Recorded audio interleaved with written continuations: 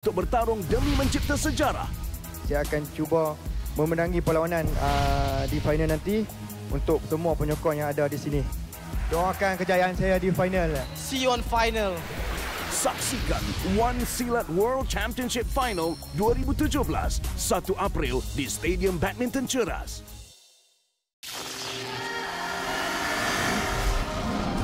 You ready?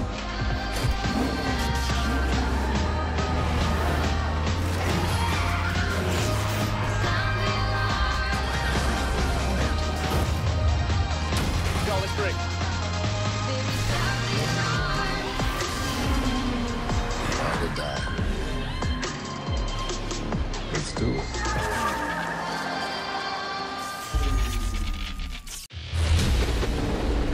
Of the world's best Dota 2 teams meet in Shanghai. Watch them spar in the greatest battle of all. Who will raise their arms in triumph?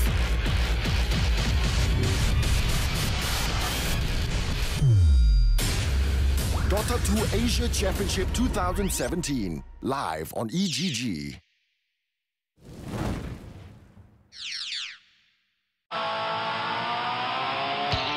Witness the most competitive league in the world. I'm a lucky guy to be here. We're expecting a good season, of course. Let the pros walk you through the game. Everything is possible, so we should try everything. We found two different solutions. Reveal the ultimate game plans. Yeah, we've got tough games, but I think that's the league we're in. And share great stories before the games kick off. The Premier League preview on Astro Supersport and HD.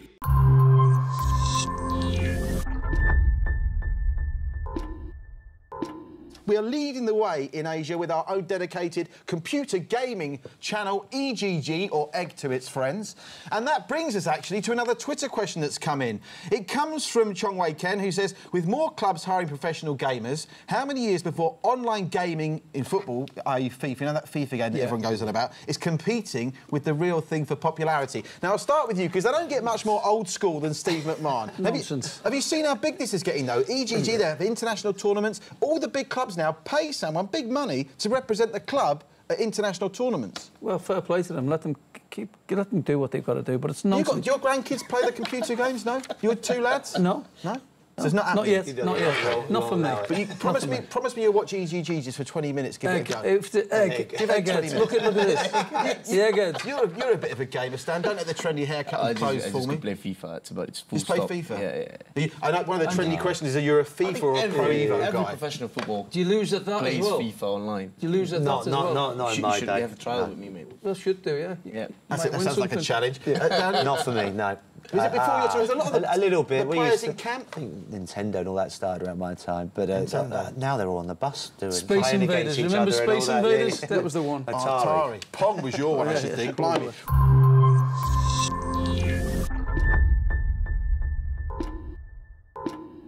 Miami, where hardcore meets hardcore. Incredible stuff. A titanic battle. The ATP 1000 Miami Open, live on Astro Supersport 2 and HD. 12 of the world's best Dota 2 teams meet in Shanghai. Watch them spar in the greatest battle of all. Who will raise their arms in triumph?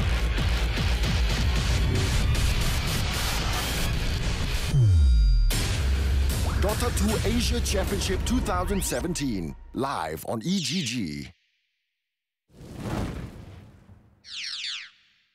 I never anticipated having so many issues at the beginning of a marriage. It's all about his mommy issues. You're getting emotional. We're done. It's not emotional. It's fact. You're done. I'm done. I need my mom to really see that she is my mom, but Taylor's my wife, and she comes first. Because we are arranged. I don't know my year very well. I'm not 100% sure if I should be getting married this quickly. All new Arranged. Monday nights at 10 on Lifetime.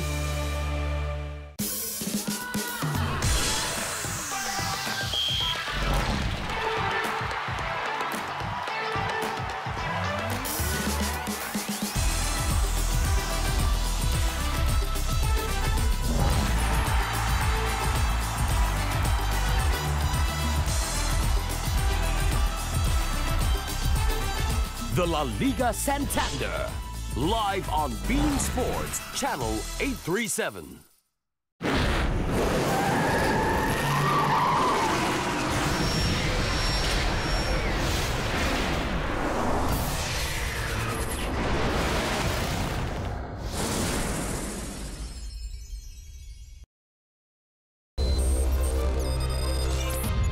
Ahead on Daily, what pills Argentina players took, and did it help against Bolivia? Plus, why we think this man is on track to surpass the great Roger Federer. And why Harden's triple-double against Golden State is one to forget. Hey guys, you're watching Daily Live. I'm Amanda, she's not.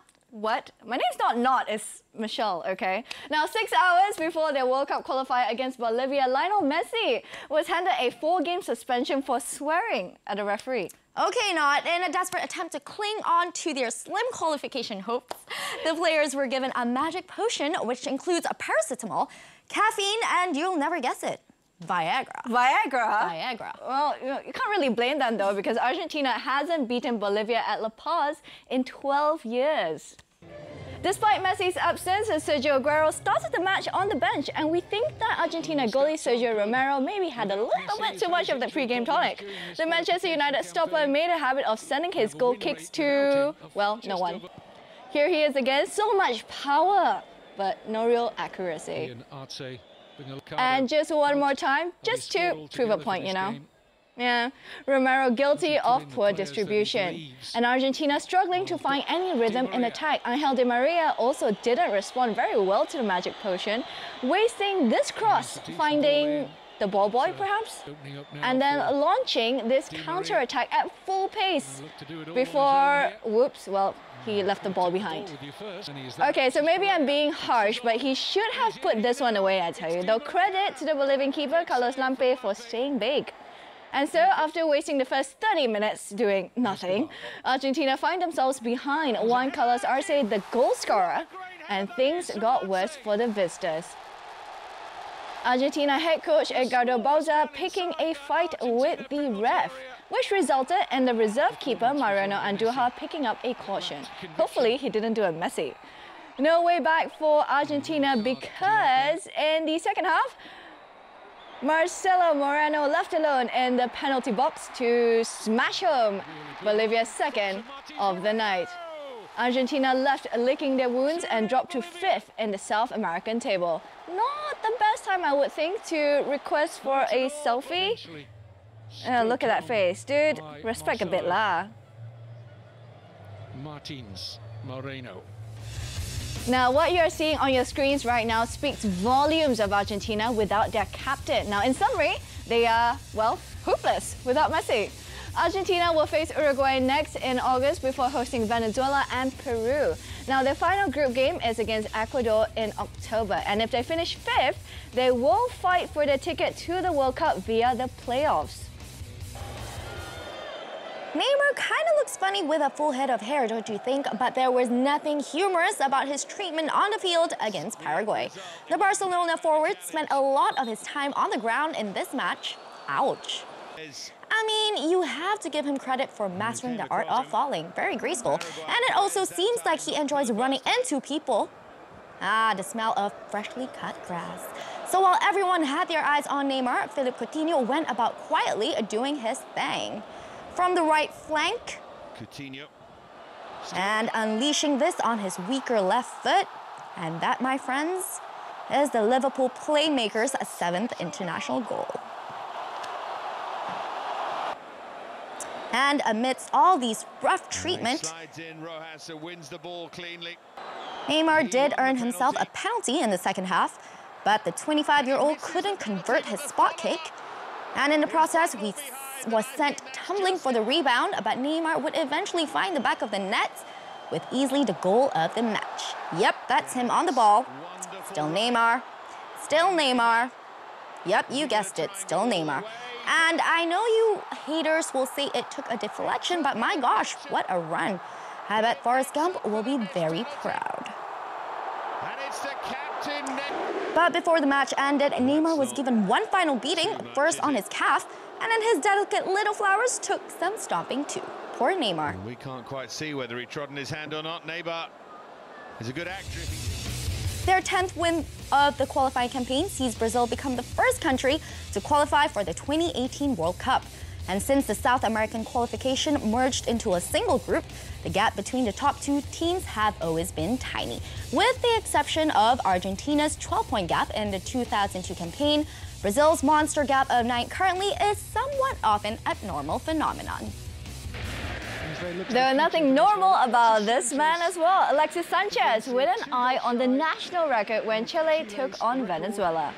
Now going into this match, the Arsenal forward was 1 goal shy of matching Marcelo Salas' tally of 37 international goals. And what a way to equal that total. Let's see that again, shall we? Chile won a 3-1 and moved into 4th place in the South American World Cup qualification table. Brilliant goal. Alexis Sanchez. Now Sanchez matched Salas, having played 30+ matches more. And at the age of 28, you can be sure that Sanchez will break this record and perhaps even surpass the 50-goal mark before calling time on his international career. Now, only one person has made more national team appearances for Chile than Sanchez. Have a guess who? Okay, I kind of know who it is, but I won't tell you guys because you guys have to Google it. Okay, Mitch, do you believe in coincidences? Because if you do, I've got one. The last time Alexander Zverev beat Stan Wawrinka, he went on to win his first title on the ATP Tour at the St. Petersburg Open last September. Now, 6 months later, Zverev would face his good luck charm again. This meeting is at the 4th round of the Miami Masters with Wawrinka as top seed. And Zverev was not doing himself any favors, dropping the first set. So everything seemed to be going according to script until the German turned on the charm and went on the offensive in the second set, 1 set apiece after 45 minutes. And by the time we got to the decider, Zverev was clearly on the ascendancy, using his speed to turn defense into attack. Yeah, not going to make the same mistake on the approach. Drawn forward by the drop shot. And again, watch how Zverev turns what appears to be a negative rally into a positive. He's got another opportunity, and this one's big. And with this approach, Zverev went on to win 12 of the final 15 games and pulled off the biggest upset of the tournament so far. Zverev will next face Aussie Nick Kyrgios in the quarters. 3 tie-break sets just 1 day ago. So, we asked a bunch of our eager interns to find out how a couple of former world #1s fared when they were only 19 years old. Our conclusion, Alex is on the right path to glory. He's doing better than Andy Roddick did at that age, win percentage-wise, and he's miles ahead of what Roger Federer had achieved at that tender age. Like, say, 2 titles and around 20 wins better. Now, if you look up most three-pointers made this season in the NBA, well, the top 4 names on that list belong to 2 teams, Golden State and Houston. They are Steph Curry, Klay Thompson, James Harden, and Eric Gordon. Now, the 4 have combined for a total of 992 threes this season. And as a team, Houston have made 1,075 threes this season, the most in the league. But expect the unexpected in this game because James Harden had a complete stinker.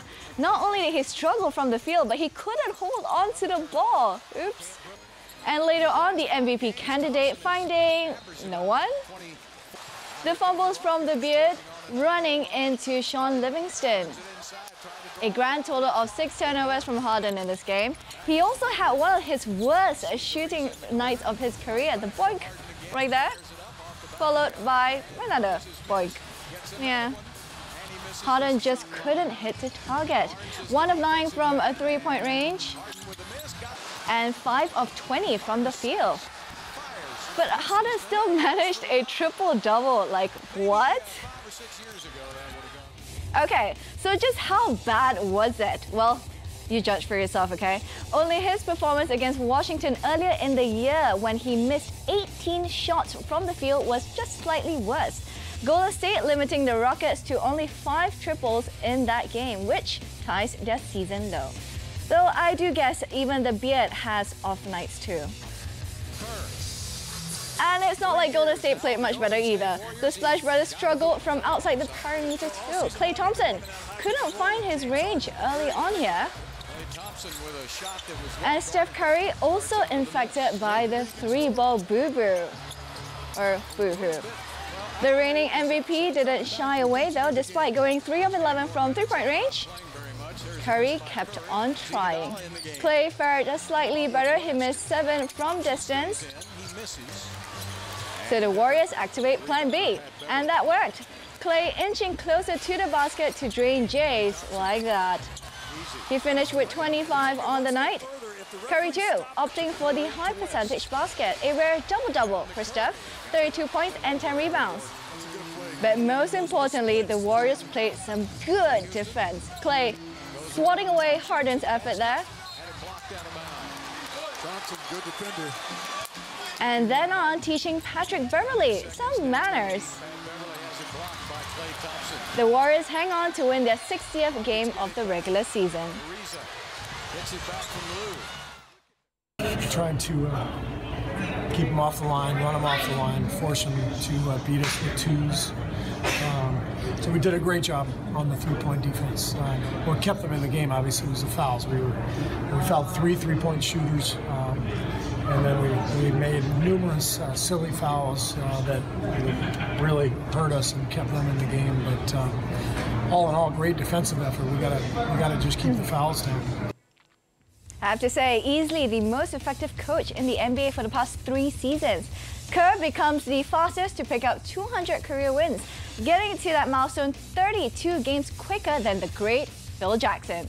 Now it's left to be seen if Kerr has the staying power compared to the likes of Jackson and Greg Popovich. Early days, but very, very promising indeed. Still ahead on Daily, we'll tell you which airport will be named after Cristiano Ronaldo. Roger Federer keeping his feet firmly on the ground at the Miami Masters.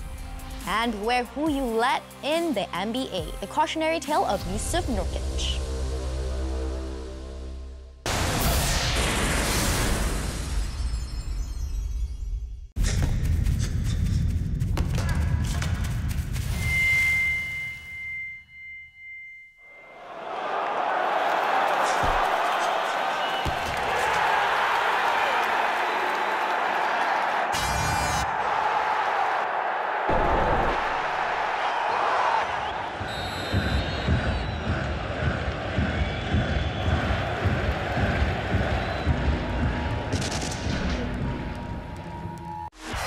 This broadcast of the Premier League is brought to you by Wanda Coffee. Try the new Wanda Extra Presso. Brickfields Asia College, the fastest and smartest way. And MyEG, your e-government service provider. Champions power through the heat and sweat without dandruff getting in the way. That's why they choose new Head & Shoulders. To be dandruff-free and itch-free all day. New Head & Shoulders. Hey, wait, come back. This is not a commercial. It's not a commercial. Actually, it is lah. It's more than that, though. As a consumer, we always want extra perks for everything we buy. Waterproof one on this phone. Wow, slow-mo shot. Oh. You guys are serious about a demo. Oh. In most loyalty programs, when you purchase something, they reward you with either cash or points. But at Senheng, for every item you purchase, you get both cash and points. Double rewards. Shock, right? Oh, yo! It's the Samsung SUHD Curve TV! Hey, this TV waterproof one, ah?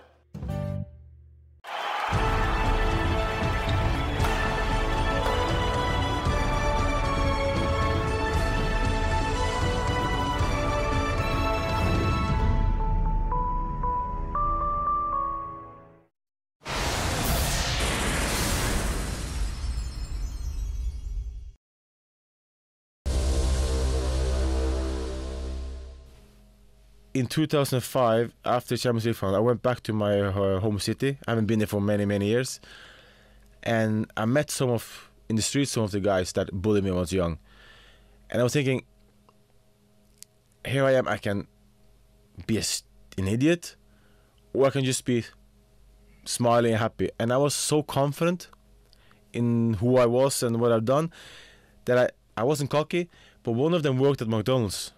And there's nothing wrong working at the McDonald's, But I just won the Champions League. So what I did when I knew he was working there, I went to McDonald's and ordered a Happy Meal by him. I didn't say anything. I just walked up to the counter, said, "1 Big Mac, please." And I recognized him, and I know he recognized me. I didn't say anything. I just was happy, smiley, but I knew. In my head, I was thinking, "In your face," and I walked out. A happy meal for a happy man. Happy meal for a happy man, and I do think those who bullied me were happy for me at the end and proud because I worked so hard to get there.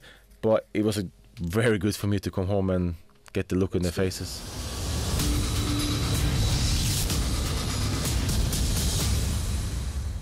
Happy meal, yums. League of Legends resumes in April. Okay, Cristiano Ronaldo will have an airport in his hometown Portugal named after him later today.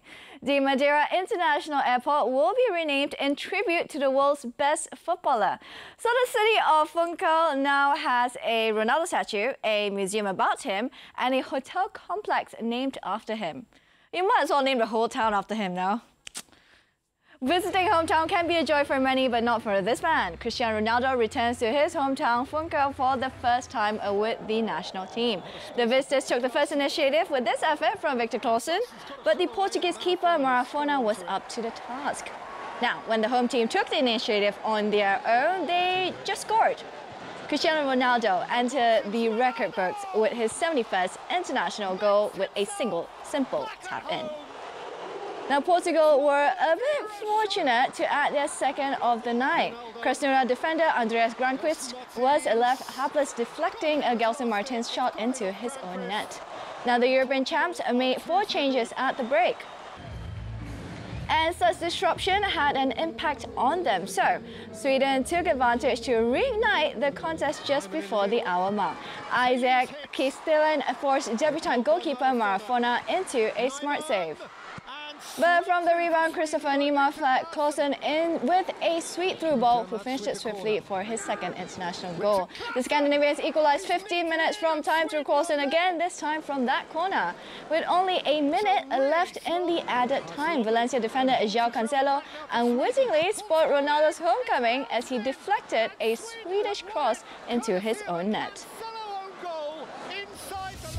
Out of the 6, only 1 player currently still active in the game. Ronaldo took 138 matches to reach 71 goals in a 14-year span, averaging 0.51 goal per game. Whereas the record scorer, legendary Puskas, needed just 85 matches to notch 84 goals, which means he scored almost 1 goal per game.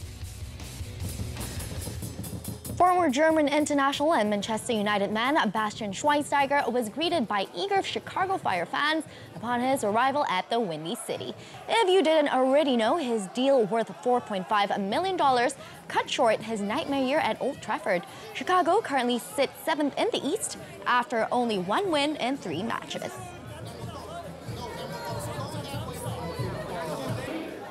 Now, never in a million years did Denver imagine that one of their own would return to shatter their hopes of getting to the playoffs this season. After all, Yusuf Nurkic was only averaging 8 points, 5 rebounds, and an assist per game.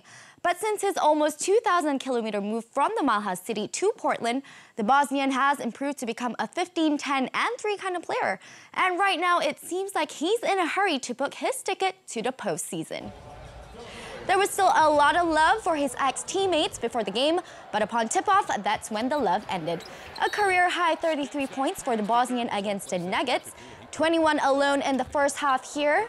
The most he's ever got for the Nuggets in his 3-year stay was 23. And this comes 2 weeks after he got 28 points against the Sixers. But nothing quite beats getting one over your former team, right, Yusuf? I kind of feel Nur fever go a little bit away, so I need to bring back. Tonight, 14-23 gunning. He wasn't the only one blazing a trail against Denver. CJ McCollum would add 39 more like that. Portland win 4 in a row, and Nurkic had the final say. We want to be in a playoff team, so we kind of be, off there. So we right now there, and I wish those guys happy summer. The W gives Portland some breathing space in the West. They are now 1 game ahead of the Nuggets with 8 left. Up next, the Rockets and the Suns pay a visit before trips to Minnesota and Utah. On to the East, where Pistons legend Ben Wallace was in the house. Detroit were looking to stop a 4-game skid when they took on the Miami Heat. Straight into the fourth quarter and a Play of the Day nominee, courtesy of James Johnson. Giving the Heat a 5-point lead, he'd go on to end the night with 16 points. Detroit closed the gap to just 1 when Kentavious Caldwell-Pope went go-ahead a 3-pointer. With less than a minute left on the clock, Goran Dragic's game leading 28 points, closing the home side's lead to just a single point with seconds left on the clock. The Heat was on and the Miami bench could sense it. James Johnson practically the last play for Miami. It wouldn't fall, then Dragic tries, no dice, but it was Hassan Whiteside to the rescue to give the Heat a buzzer-beating win. Detroit's 5th loss in a row now leaves them 2.5 games behind a playoff spot with just 7 games remaining. Now here's how things stand in the Eastern Conference. Detroit's loss leaves them with too much to do in 10th, while wins for the Milwaukee Bucks and Atlanta Hawks see them sit comfortably in 5th and 6th. 28th of March 2004. That was the day the Roger Federer and Rafael Nadal rivalry first began in Miami. 13 years on and a few Grand Slam titles in the cabinet, the two are back at Miami and are 2 steps away from setting up another dream final this weekend. But first, standing in his way in the 4th round, Roberto Bautista Agut, who has never won against Federer before in his 5 previous matches. We head straight to the 2nd set, where Federer was made to struggle by the Spaniard. The Swiss are showing signs of frustration. Nothing was going the Swiss way as the ball refused to go over the net. Another unforced error by Federer left the Spaniard with some hope to edge the 2nd set. However, the Swiss would eventually wake up from his struggle, making Agut lose his footing right there. The Spaniard could not keep up with the Swiss beast and his masterful plays, made to run circles around the court, losing the point. And losing his racket eventually. The crowd rightly applauding this Play of the Day nominee on Daily. There was just no stopping the Federer Express, I tell you, as he remains on course for back-to-back titles. Up next, Thomas Berdych in the quarters. So it took Rafael Nadal till April to get his first title last year, but could Miami be different for the Spaniard this time around? Well, we'll find out. Still looking for his first title of 2017, Rafa's hard work started in the Magic City, playing Nicolas Mahut in the 4th round.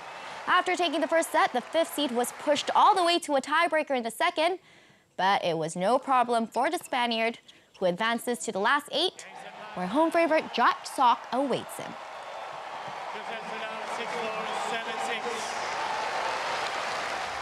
So this is how the quarterfinal round of the Miami Open will look like. Rafa Nadal holds a 2-0 record over Jack Sock ahead of the tie. Meanwhile, Roger Federer and Thomas Berdych renew their rivalry in Florida. Despite holding a far more superior record over the Czech, Berdych knocked out FedEx of the Miami Open last time out. Okay, so have you guys been keeping track of the Play of the Day nominees? Have you?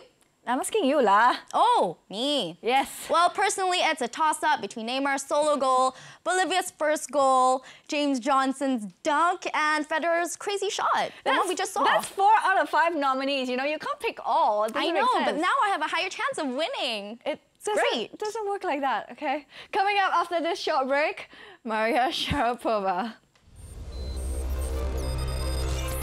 You know, I want to have a family and I want to be a mother, and those are definitely long-term goals of mine.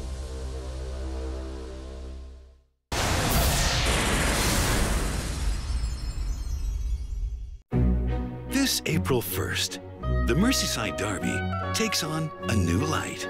There'll be no more rivalry, no more fighting, no more humiliation. Instead, all you'll see is pure football love. So beautiful that even Rooney may want back in. April Fools. The Merseyside Derby, live April 1st on Astro Supersport 3 and HD.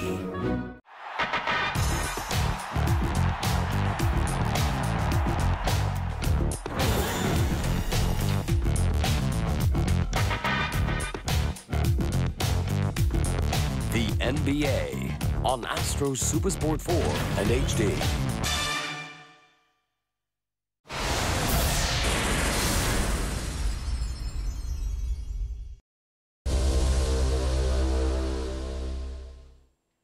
Welcome back. You know, the same can be said about Maria Sharapova, right? Oh yeah, I mean the former world #1 is set to return to action for real at the Stuttgart Tennis Grand Prix next month as a wildcard entry. That is right. So while she had free time on her hands, she decided to hang out at the ANA Inspiring Women in Sports Conference to talk about, well, how much she missed playing the sport.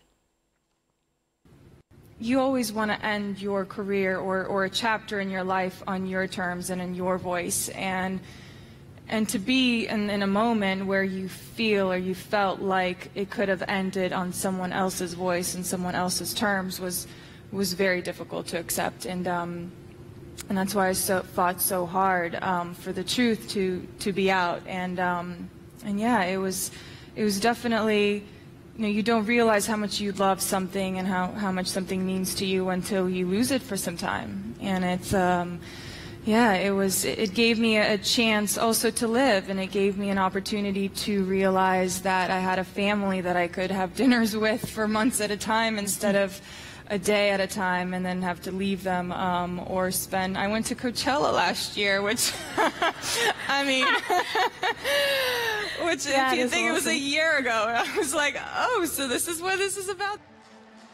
Sticking with tennis, a former world #1 Caroline Wozniacki was looking to reach the semi-finals of the Miami Open when she faced unseeded Czech veteran Lucy Safarova. Wozniacki, who has been in great form since reaching the semi-finals of the US Open, took a tense first set, 6-4. Safarova struggled to recover from various illnesses and injuries in 2016, which caused her to start the season outside the top 60. She showed similar fight in the second, but proved to be her own enemy with unforced errors like that. And eventually allowed Wozniacki a straight sets win, 6-4, 6-3, where she will next face second seed Karolina Pliskova in the semi-finals. Just before you guys watch Top 30 for the goal of the week, we have something almost similar here, Wednesday's play of the day, and it comes all the way from Italy.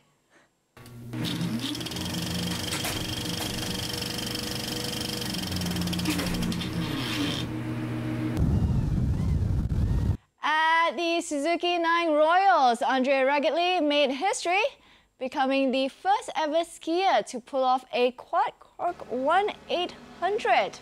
While flipping off the axis 4 times, he also rotated a full 5 times. The Swiss man covered 35 meters in total with the jump. And together, we can kind of count it over and over again. Let's do it. Over again. Let's see. Let's see. There we go. 1, 2, 3, 4. Ah. That's impressive. Snowboarding is fun, but I think that guy just took it to a whole new level. Yeah. And that's all for us today. And oh, by the way, the most capped Chilean footballer is Claudia Bravo. I knew that. Yeah, sure you did. Okay, Michelle, and she's not. Bye. Bye.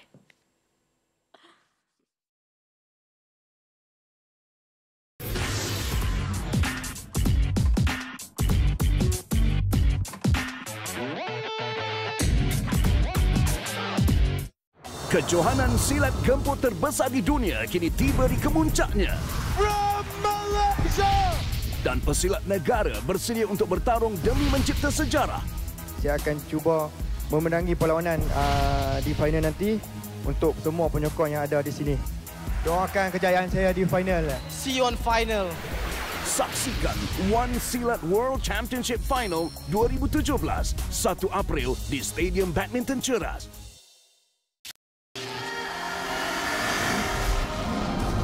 Ready?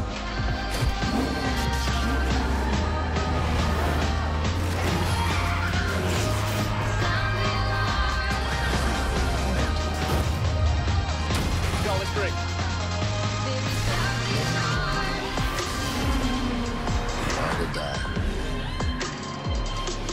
Let's do it. Miami, where hardcore meets hardcore.